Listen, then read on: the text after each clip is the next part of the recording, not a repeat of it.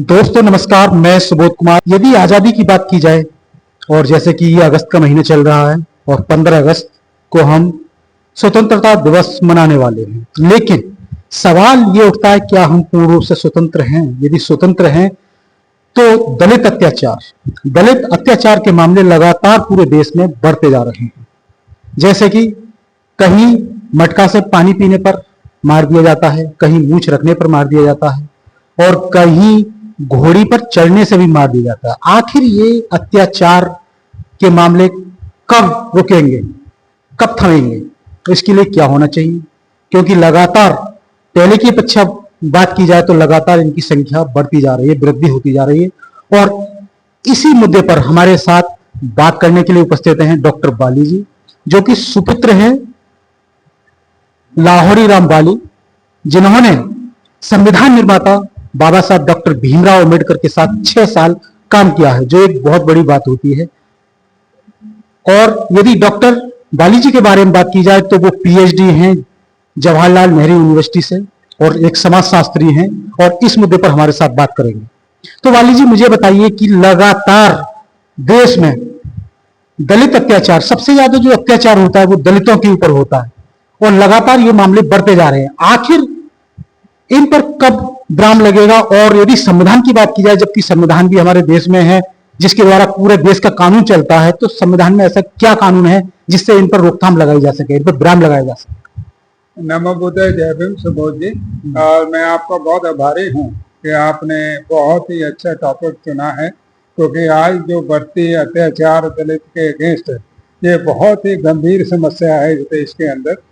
जैसे कि आपने मुझे पूछा कि संविधान के अंदर क्या क्या इसकी प्रोटेक्टिव लेजिस्लेशन है, तो मैं आपको बताऊं कि अपने कॉन्स्टिट्यूशन ऑफ इंडिया के अंदर आर्टिकल 32 जो गारंटी करता है प्रोटेक्टिव लेजिस्लेशन के लिए के, और आर्टिकल 14 के कोई भी स्टेट जो है वो धर्म के आधार के ऊपर डिस्क्रिमिनेट नहीं कर सकता। और इतना होने के बावजूद भी, ये सारा कुछ होने के बावजूद भी, आपने जैसे कहा कि आज भी मटके से पानी नहीं पिया दिया जा रहा है, आज मूछे रखने पे मार पिटाई हो रही है, घोड़ी शादी पे चढ़ने पे मार पिटाई हो रही है।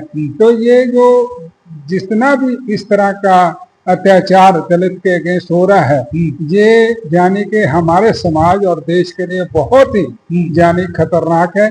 और दूसरी बात ये है कि ये समाज जो है कभी भी, जैसे हम कहते हैं यूनिटी इन डाइवर्सिटी, कि हमारी जो है समाज कैसे एक बनेगा, हमारी नेशन कैसे एक बनेगी। क्योंकि हम आज भी सोचते हैं कि जो दलित हैं वो जो है ऊपर के पायदान पे नहीं आ सकते और उनके ऊपर अत्याचार हुआ जा रहा है।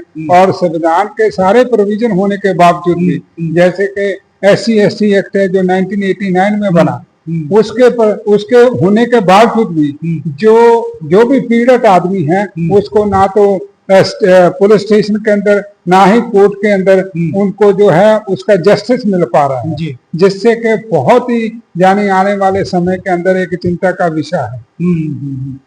अच्छा, ये लगातार जैसे कि हर हफ्ते, अगर मैं कहूँ कि हफ्ते में 2 वीडियो आना, 3 वीडियो आना, कहीं पे उनको जैसे कि रस्सी से लटका के मार देना, पैसे मांगने पर मारना, तमाम प्रताड़ना की जाती है दलितों के साथ। लेकिन जैसे कि अगर हम आयोग की बात करें, इसके लिए आयोग भी गठित है, SC/ST आयोग, तो उसकी क्या भूमिका है इसमें? वो कुछ अपनी भूमिका निभाता है, नहीं निभाता? क्या भूमिका है? देखिए, पहले नेशनल कमीशन फॉर SC/ST था, अब उसको बदल के दोनों को बाइफरकेट कर दिया गया है। अब नेशनल कमीशन फॉर SC रह गया और नेशनल कमीशन फॉर ST, ये दोनों सेपरेट कमीशन आज काम कर रहे हैं देश के अंदर। आपको मैं बताते चलूं कि संविधान के अंदर ये प्रोविजन है कि नेशनल कमीशन SC और national commission for scheduled tribe, इनकी जो सालाना रिपोर्ट है वो पार्लियामेंट के अंदर डिस्कस होनी है। लेकिन पिछले 2014 से लेके आज तक कोई भी पार्लियामेंट डिस्कशन नहीं हुआ उस रिपोर्ट के ऊपर। रिपोर्ट तो छपती है, SC national commission for SC का रिपोर्ट छपती है, ट्राइब का छपती है रिपोर्ट, लेकिन वो कभी भी पार्लियामेंट के अंदर नहीं डिस्कस होती। इससे ये पता चलता है कि रूलिंग पार्टी तो है ही है कि जो नहीं कराना चाहती, लेकिन ऑपोजिशन पार्टी का भी कोई खास रोल दिखाई नहीं दे रहा है कि उन्होंने भी पार्लियामेंट के अंदर कभी भी ये सवाल नहीं उठाया कि ये पिछले 11 साल से ये कमीशन की रिपोर्ट जो टेबल पे क्यों नहीं डिस्कस हो रही पार्लियामेंट के अंदर। जैसे कि मैं अगर बात करूं तमाम ऑल ओवर इंडिया की बात करूं तो कहीं ना कहीं जैसे कि रूलिंग पार्टी की भी सरकारें हैं, कहीं स्टेट में, किसी स्टेट में विपक्ष की भी हैं, सभी पार्टियों की सरकारें हैं, लेकिन जिस तरह से जो अत्याचार होते हैं, दलितों पर अत्याचार होते हैं, उन्हें मारा जाता है, पीटा जाता है, तो यदि स्टेट वाइज बात की जाए तो सबसे ज्यादा जो अत्याचार के मामले हैं वो कहाँ दर्ज किए जाते हैं, और यदि कानूनों को लागू करने की बात की जाए तो सरकारों की क्या भूमिका होती है? सबसे पहले तो बता दीजिए सर कि किन राज्यों में ये मामले सबसे ज्यादा दिख पाए जाते हैं? देखिए, अभी 2022 में नेशनल क्राइम ब्यूरो की एक रिपोर्ट आई है जो मिनिस्ट्री ऑफ होम अफेयर्स के अंडर है। उसमें 8 स्टेट्स का जो डाटा अभी आया है जिसमें number of cases Dalit atrocity के बहुत बढ़ चुके हैं।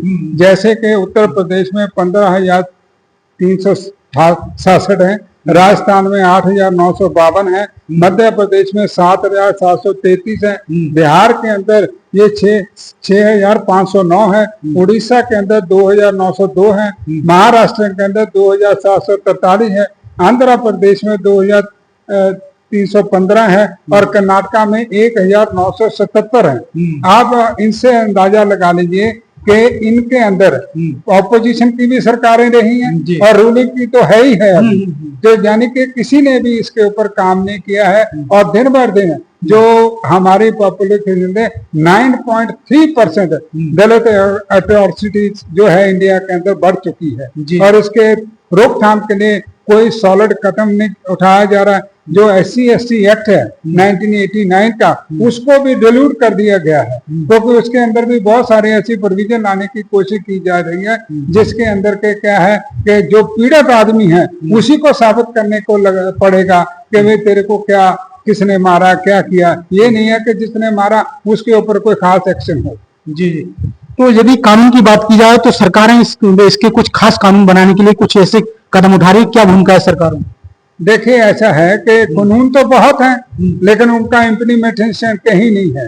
कानून तो इतने हैं कि SC/ST एक्ट ही अपने आप में इतना बड़ा कानून है इसकी रोकथाम करने के लिए, लेकिन वो SC/ST एक्ट को पूरी तरह से इम्प्लीमेंट नहीं होना दिया जा रहा है और अत्याचार बढ़ते चले गए हैं। अभी पीछे ही पेपर में है एक यूपी के अंदर और कई और स्टेटों के अंदर बहुत सारी दलित औरतों के साथ गैंग रेप हो रहा है। जी हैं, तो ये कैसा समाज हम बनाने जा रहे हैं? हम जब अपनी बात करते हैं कि हम 5 ट्रिलियन इकोनॉमी बढ़ रहे हैं, लेकिन आप इकोनॉमी को तो ये कह रहे हैं कि हमारी 5 ट्रिलियन हो जाएगी, लेकिन जो समाज है जिसके अंदर इतना यानी अत्याचार बढ़ चुका है, कास्ट वायलेंस बढ़ चुकी है, उस समाज को आप कैसे सुधार करेंगे?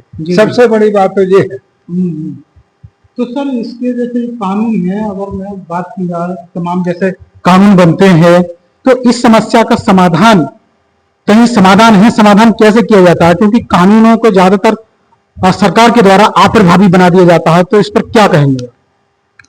जो कानून बने हुए हैं, जब कॉन्स्टिट्यूशन ऑफ इंडिया के अंदर आर्टिकल जो बने हुए हैं जिसके अंदर प्रोविजन है कि इसको नकेल लगाया जाए, लेकिन वो आज पूरी तरह सफल नहीं हो पा रहे। कारण क्या है कि रूलिंग और अपोजिशन पार्टी दोनों ही इस तरफ कोई ध्यान नहीं दे रही है।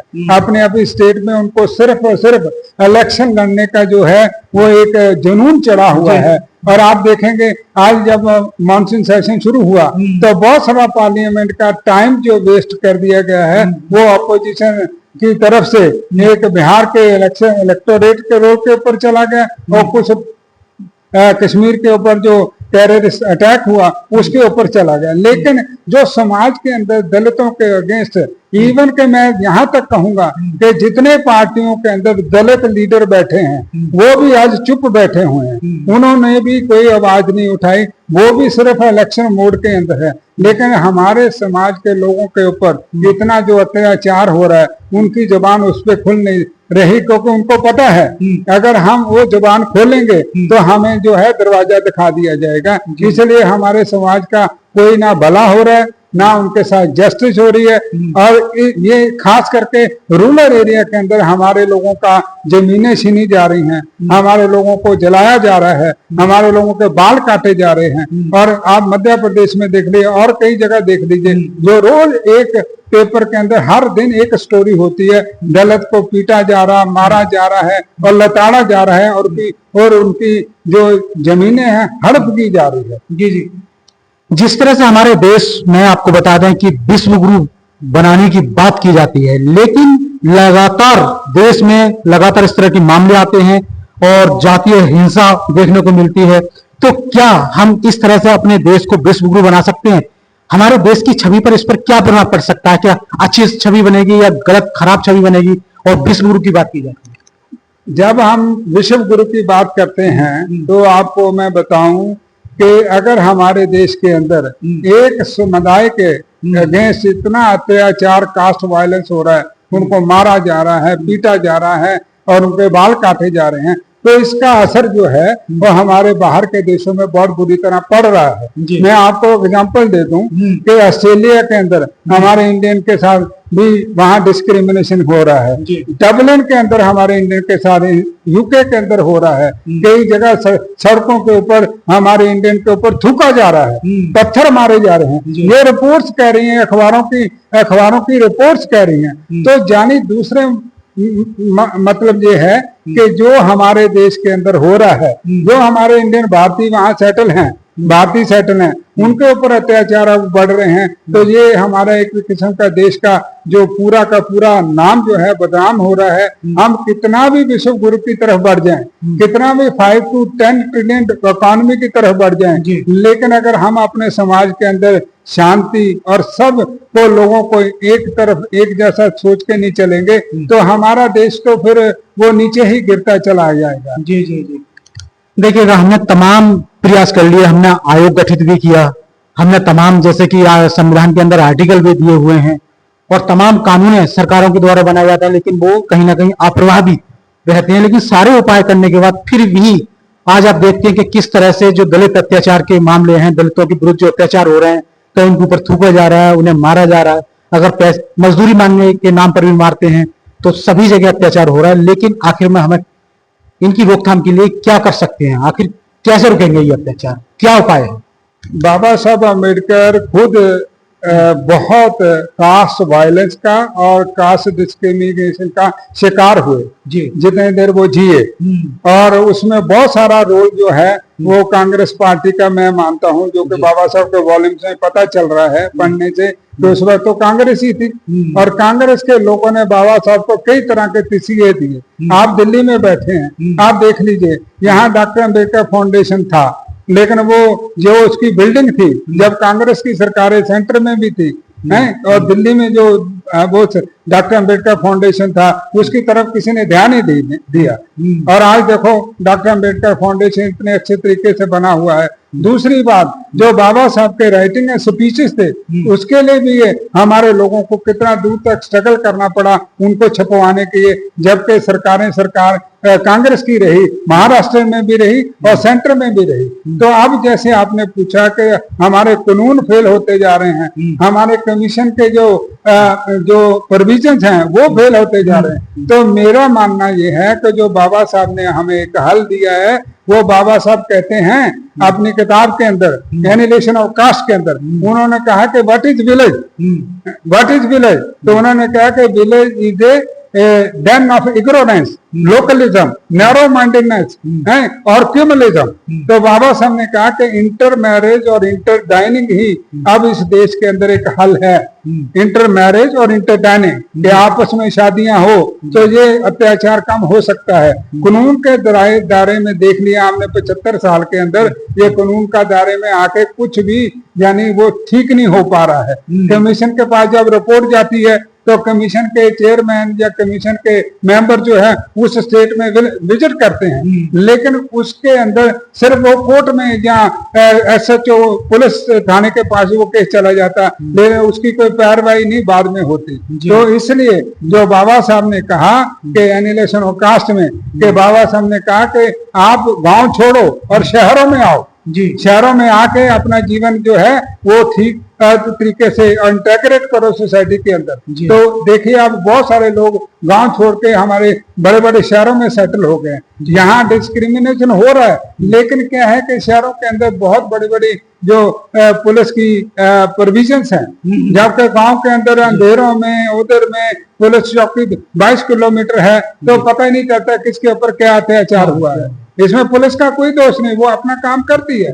तो इस देश के लिए अब बहुत जरूरी है कि बाबा सिंह की बात को सुने और इंटर मैरिज और इंटर कास्ट की तरफ, सिर्फ इसीलिए, सिर्फ ये दलित लोगों के लिए नहीं मैं कह रहा हूँ, मैं हिंदू लोगों को भी, कास्ट हिंदू के लोगों को भी कह रहा हूँ, दूसरी जातियों को भी कह रहा हूँ कि जो बाबा साहब की बात कही है, अगर उसको आप मानते हो तो मैं समझता हूँ कि आने वाले टाइम के अंदर हमारे देश के अंदर हम कह सकेंगे कि India is a nation, India is a democratic country.